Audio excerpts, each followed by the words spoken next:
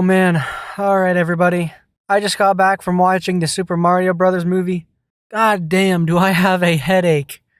It's not a bad thing. Not really, kind of. Okay, let me back up. My thoughts on this movie are complicated. So, first of all, I didn't know this movie was coming out this soon. I saw the trailer that said April 27th, and I'm like, okay, April 27th, I'll be ready for it. I did not know it was coming out April 5th in the US. I mean, that's on me, but holy crap, I was not ready for it. For a movie that I was really hyped for, I needed a whole week to prepare. But maybe it's for the best that I didn't have that whole week. Because like I said, my feelings on this movie are somewhat complicated, like most people's, I would assume. So, first of all, I'm going to start with the thing that got all of the attention when this movie was announced. The voice acting. Honestly, didn't bother me at all. I kind of forgot that that was a whole issue that people had with it. Chris Pratt, he does fine, you know. I got this. No problem. That voice actually does fit after a while. Luigi, yeah, it fits. Do you think I know every human being with a mustache wearing an identical outfit with a hat with the letter of his first name on it? Because I don't. Jack Black is actually great as Bowser. He was the standout. My army! Koopas! Goombas! Whatever those things are! Aww. Pretty much everything with Bowser in this movie is top tier. His ship, the whole design, the sound design of him, they really knew how to bring it with Bowser and with his stage presence. He was the real highlight of this movie. That, and the voice acting, it was actually pretty good. So if you're one of those people who are boycotting this movie because of the voice actors, just shut up. It doesn't even matter in the movie. You can't even tell. I'm not looking at Mario and saying, oh, that's just Chris Pratt. So there's something positive to walk away with. Yes, this movie is chock full of references. I mean, they are everywhere. Every 5 seconds, there's one, there's a bloop, there's a Mario Kart thing. I mean, it is just constant. If you're not familiar with Mario, you are going to be lost. You are going to be like, what the hell is this movie? So basically, if you're like my dad, you probably have no idea what's going on if you watch it. It's still a fun time. And I haven't even played that many Mario games, but I do watch Summoning Salt religiously. That's how I was able to pick up on a lot of the references. And they are clever. They're not thrown in randomly. They're warranted. Most of them. There were a lot, and maybe a few of them could have been shredded off, and I would have been fine with it. I'm trying not to go into too many spoilers, but pretty much every element of the Mario games is in here somewhere. Whether that's good or bad, I'll leave that up to you. There was a lot of mainstream music pop songs in this movie. If that bothers you, then just know that it'll bother you. There is a lot. There's probably 4 or 5 that I can remember off the top of my head. That's probably how many there were in the movie. But honestly, to me, they didn't really... They lasted maybe 15, 20 seconds if they played a song. So it's not like they would play the whole thing, honestly. So that didn't bother me. Now, on to my main criticism with this film. I already kind of knew it going in, but it is a problem nonetheless, and it is one that I wholeheartedly agree with. The pacing in this movie is absolutely bananas. I mean, it is crazy. Illumination is known for having quick pacing in a lot of their films, but this one, holy balls, is it fast. It actually starts out okay. There's a cold open. Unfortunately, it is the teaser. I mean, the cold open is just the teaser, which sucks. Speaking of which, a lot of the best stuff in this movie is unfortunately in the trailer, which I know might turn a lot of people off from seeing it if they've already seen the best parts. There's still some surprises, definitely, but I think they revealed way too much, honestly.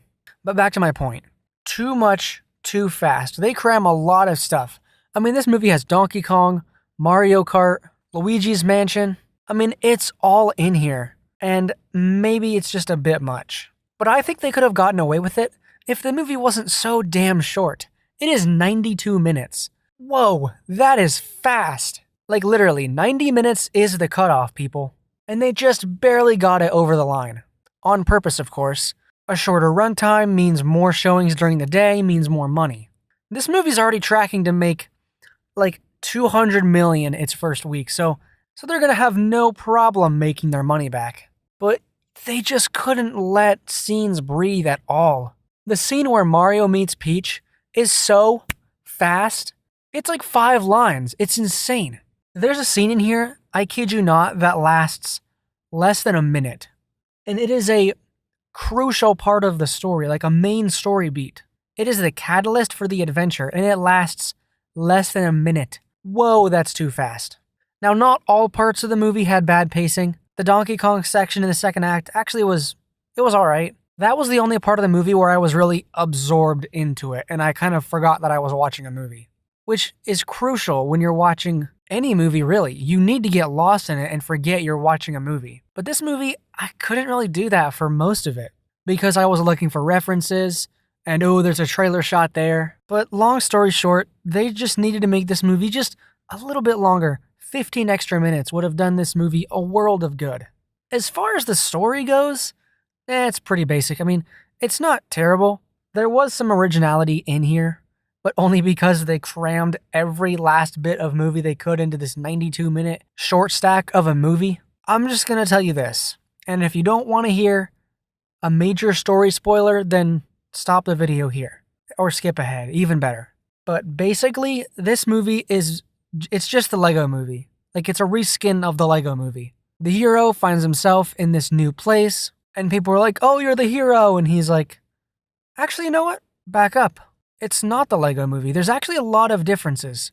The catalyst, obviously the setting, but the hero and his motivation is different. There are a lot of similarities you can draw, like really a lot. But once you actually start to go through it, there are enough differences to where I will retract that statement.